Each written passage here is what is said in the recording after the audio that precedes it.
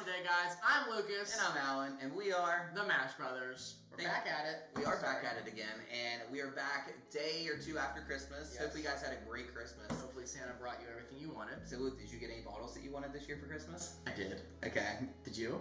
I didn't. Oh, it's okay. So, but you did. Yeah. I did. So I ended up getting Luke for Christmas his WLW and his tequila bottle. Alan doesn't like tequila. I don't like I tequila. love tequila. That's me when I drink tequila. Thought that was a lemon drop. I didn't think it was tequila.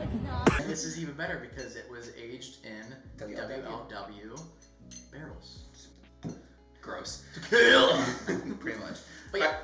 Alright guys, so hopefully you guys enjoyed and got a great Christmas, got some cool bottles for Christmas. If you didn't, maybe you're like us and you got some whiskey this year or for Christmas that you're not a big fan of.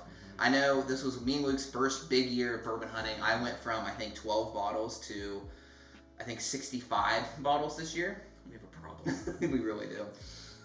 And then you got a pretty good bottle. You drink yours a lot quicker than you do mixed drinks, but You just straight pour. I do straight pour. But in this video, guys, we're gonna be talking about the whiskey that we wouldn't buy again. So let's get right into it.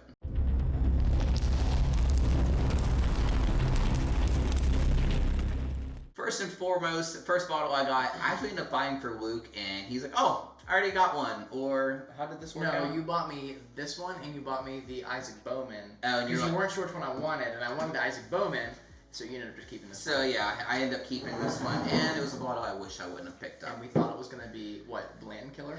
Kind of. We thought it might be pretty good comparative to Blanton's. It is 95 proof, single barrel, is from Buffalo Trace. I'm not a fan. It tastes like rubbing alcohol. Yeah, it's like a rubbing alcohol version of Blanton's. I would pick Blanton's. I would pay the extra price for this versus Blanton's. It's the Dollar Tree version of Bland's. Yeah, it's not very good. Personally, I mean, a lot of people like it. A lot of people talk about the foolproof. I'm just not a fan of this bottle. Now, we already heard that you hate this next bottle. Okay, so this bottle, I just straight up don't like it. I'm gonna get it. A lot of people are like, "Oh, I love it." It's Henry McKenna. There's multiple reasons why I don't like it. One of them, it just doesn't taste good to me. And number two, this was my first bottle I ever bought. I should have bought an Elijah Craig Toasted, but Alan was like, "Oh no, get this one. It's highly sought after." It is highly sought after, and here's my problem with it too, because I also agree this probably wouldn't be another bottle I buy. I mean, I might have one just to sit on the shelf and sip every now and again, or someone will be like, "Ooh, Henry McKenna, never had that." No, we can only pour you a pour of it. I'll put it in a mixer. Yeah, I'm not a fan of it. This bottle used to be like 30, 40 bucks. Now it's over $60. I've seen it as high as 100 when I went to the beach this year.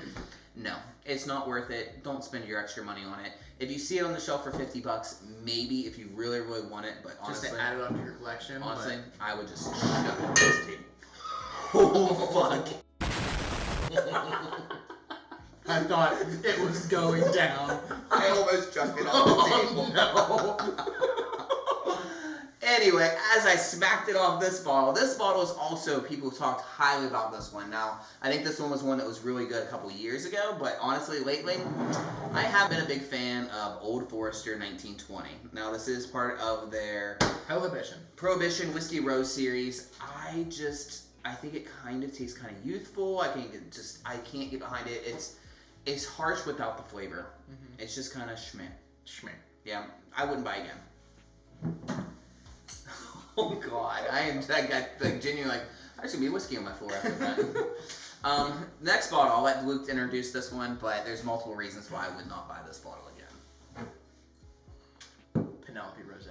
Now, we love Penelope. We do love Penelope. This is probably my least favorite Penelope of the Penelope line. Yes. And one thing I think we can both agree, it's the cap. This cap is the worst thing. It's all glass. They decided to make this a glass cap. And I think it's gonna break every single time we try to open it. I honestly, Jesus, God, it should not be that hard to open up a cap. Like, I almost feel like I need to like just keep it like that. Yeah. And yeah. It's a terrible cap. It has a weird taste to it. Yeah, the taste. Like at first I thought it was nice and sweet, but after I got kind of out of the neck pour area, it was just kind of like. Yeah. It's part of the Cooper series with Rio and Toasted, but not Toasted. The Chichoco. Valencia. Yeah. Those ones. It's just the bottom of the barrel. I know a lot of people are like, oh, they like it, but I'm not a big fan. I wouldn't buy it again. I would buy it again. Finally, my last bottle, and actually my first bottle that I actually bought last year I wanted to start liking whiskey. I wanted to start getting into it, and I heard Bullet 95 Rye was a good place to get a start and makes good old fashions. Personally, I think that's the only thing it's good for, is making cheap old fashions. Because honestly, I'm not a fan of the whiskey inside this. It's just kind of blah. It's Bullet. It's whenever you go to a bar, that's their house. It's almost like a well whiskey for me at this point. I'm not a big fan of it. As you can see, I just bought a small one just to taste it, and I'm glad that's all I bought. It was just a small one. So that may be sitting on the shelf for a while. Yep, I'd rather spend my money on other bottles to do old fashioned things like that one. Let's do an old fashioned and that one later. Yes, this will be great. You know what this would really taste good in is just Coke. No, Sprite. Sprite. Do it just like Gilmore. Watch for that video coming up soon on our TikTok.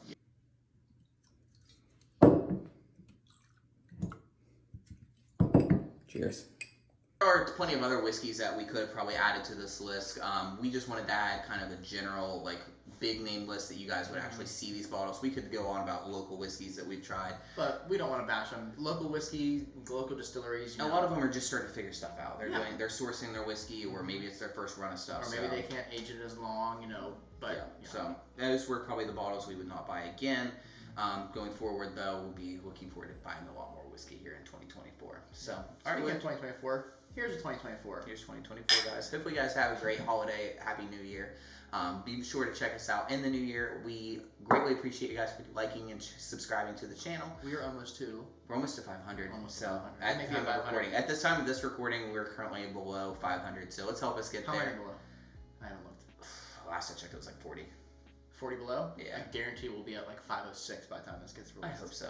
Let's hope so. Especially if we get another bourbon video. That's like a real good bourbon hunting video. Yeah. All right. Where can you find us?